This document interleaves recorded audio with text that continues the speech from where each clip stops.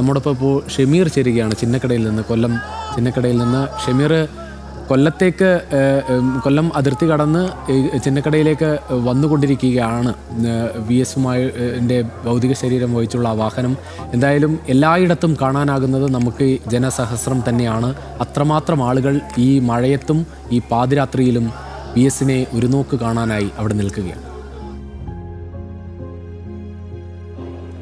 രുചീഷ്, ഇപ്പോൾ ഞാൻ നിൽക്കുന്നത് കൊല്ലം ചിന്നക്കട ബസ് ബേയിലാണ്. ഈ പ്രതികൂല കാലാവസ്ഥയിലും നിരവധി ആളുകൾ നമുക്ക് ദൃശ്യങ്ങളിൽ കാണാം. ഏതാണ്ട് 4 മണിയോടുകൂടി തന്നെ ഇവിടെ എത്തിയ ആളുകൾ ഇപ്പോഴും തങ്ങളുടെ പ്രിയപ്പെട്ട നേതാവ് VS-നെ കാണാനായി ഇവിടെ കാത്തിരിക്കുകയാണ്. അതിന് പ്രത്യേകം ദൃശ്യങ്ങൾ കാണാൻ ഇവിടെ വലിയൊരു സ്ക്രീൻ തന്നെ ക്രമീകരിക്കുകയും ചെയ്തിട്ടുണ്ട്. കുട്ടികൾ അടക്കം, കശുവണ്ടി തൊഴിലാളികളടക്കം, മത്സ്യത്തൊഴിലാളികളടക്കമുള്ള ആളുകൾ ഇവിടേക്ക് എത്തിയിട്ടുണ്ട്. അത്രത്തോളം ജനസാഗരം, മന്ത്രിമാരായ മേഴ്സിക്കുട്ടിയും അടക്കമുള്ള ആളുകൾ ഇവിടെ എത്തിയിട്ടുണ്ട്. അത്രത്തോളം ആളുകൾ ഈ തൊഴിലാളി മണ്ണ്, കൊല്ലത്തിന്റെ മണ്ണെന്ന് പറഞ്ഞാൽ തൊഴിലാളികളുടെ മണ്ണാണ്.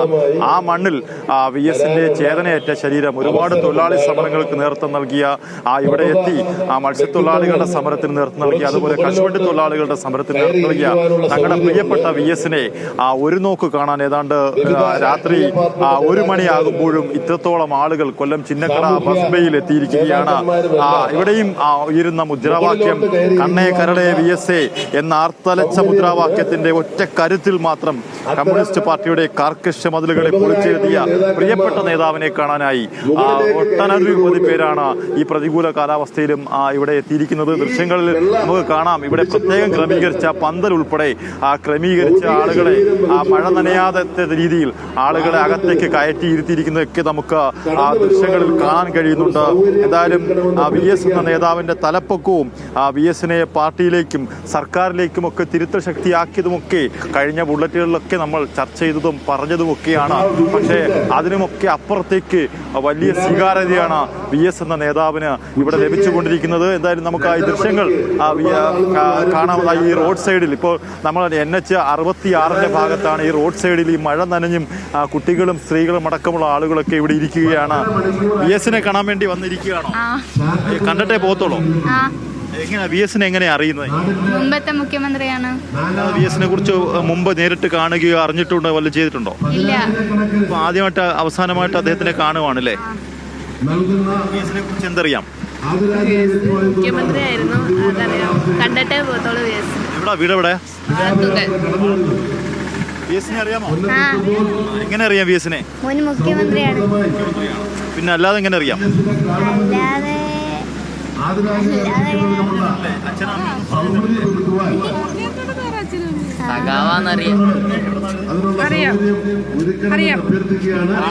എവിടെന്നാ വരുന്ന സ്ഥലം?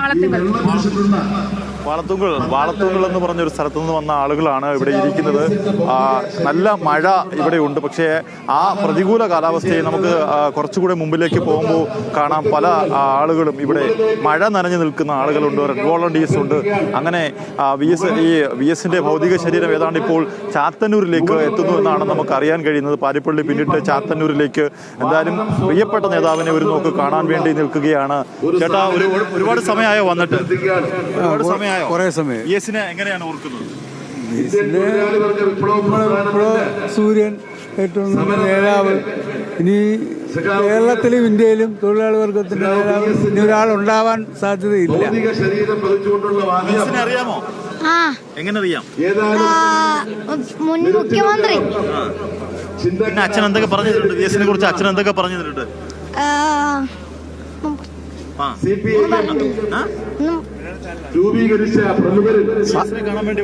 VS-നെ കാണാൻ വേണ്ടി പത്തനംതിട്ടയിൽ നിന്ന്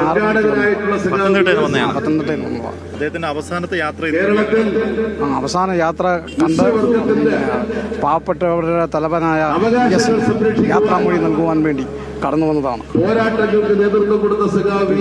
എല്ലാവരും കണ്ണിനുണ്ണിയായ VS, നിങ്ങളുടെ എല്ലാം പ്രിയപ്പെട്ട VS, അന്ത്യ യാത്ര നൽകുവാൻ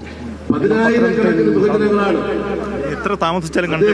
എത്ര താമസിച്ചാലും വെളുപ്പിനെ ആയെന്ന് പറഞ്ഞാൽ ഞങ്ങൾ കണ്ടിട്ടേ പോകുകയുള്ളൂ.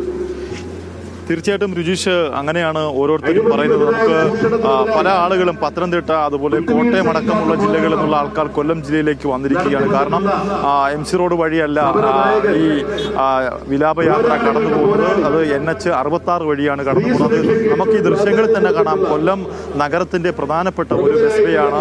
ഇവിടെ തന്നെ ഏതാണ്ട് ആയിരക്കണക്കിന് ആളുകൾ തിങ്ങിക്കൂടിയിരിക്കുന്നതാണ് ദൃശ്യങ്ങളിൽ നിന്ന് നമുക്ക് കാണാൻ കഴിയുന്നത്. എന്തായാലും അത്രത്തോളം ജനങ്ങൾ, അത്രത്തോളം സമയം ചെലവിട്ട തങ്ങളുടെ പ്രിയപ്പെട്ട നേതാവിനെ ഈ പ്രതികൂല കാലാവസ്ഥ, കനത്ത മഴയാണ് ഇപ്പോൾ കൊല്ലത്ത് പെയ്തുകൊണ്ടിരിക്കുന്നത്, ആ മഴയത്തും അവർ കാത്തിരിക്കുകയാണ്.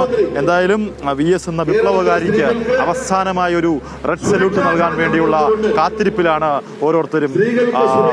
രുചീഷ്, അരുണ്യ.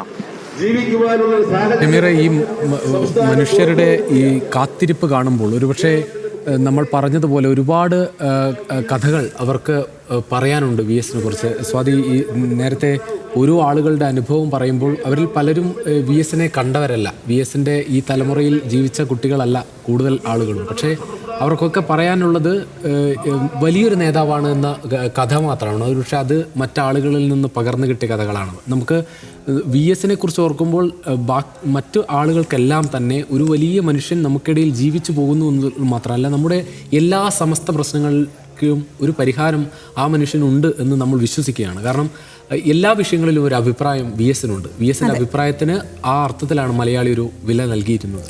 അത് VSൻ്റെ അഭിപ്രായം എന്ന് പറയുന്നത് പലപ്പോഴും പാർട്ടിയുടെ അഭിപ്രായമായിരിക്കില്ല, അല്ലെങ്കിൽ പൊതുവായിട്ടുള്ള ഒരു അഭിപ്രായമായിരിക്കില്ല. പക്ഷേ അദ്ദേഹം എപ്പോഴും ജനങ്ങൾക്കൊപ്പം നിന്ന് എന്ത് പ്രശ്നങ്ങൾക്കും പരിഹാരം കണ്ടെത്താൻ ശ്രമിച്ചു എന്നുള്ളതാണ്. ഇപ്പോൾ വലിയ മഴയുണ്ട്, നമുക്ക് ആ ദൃശ്യങ്ങളിൽ കാണാനായിട്ട് സാധിക്കുമല്ലേ. നല്ല മഴയത്തൂടെയാണ് ഇപ്പോൾ ബസ് മുന്നോട്ട് നീങ്ങുന്നത്. എന്നാൽ പോലും മഴയിൽ പോലും ഒരു തരത്തിലുമുള്ള ആവേശം അണചോരാതെ തന്നെ ആളുകൾ അവിടേക്ക് എത്തുന്നു എന്നുള്ളതാണ് അദ്ദേഹത്തെ അവസാനമായി ഒരു നോക്ക് കാണുവാൻ വേണ്ടിയിട്ട്. ഇപ്പോൾ എന്തായാലും കൊല്ലത്തേക്ക് കടന്നിരിക്കുകയാണ്. കൊല്ലത്തെത്തുമ്പോഴും നിരവധി ആളുകളാണ്. കൊല്ലം പ്രത്യേകിച്ചും ഒരു സമരഭൂമിയാണ്. സമരങ്ങൾക്ക് പേരുകേട്ട, പോരാട്ടങ്ങൾക്ക് പേരുകേട്ട തൊഴിലാളികൾ ഏറെയുള്ള ഒരു ഭൂമിയാണ്. അത്തരം ഒരു ഭൂമിയിലേക്കാണ് സമരങ്ങളുടെ പടനായകൻ എത്തുന്നത്.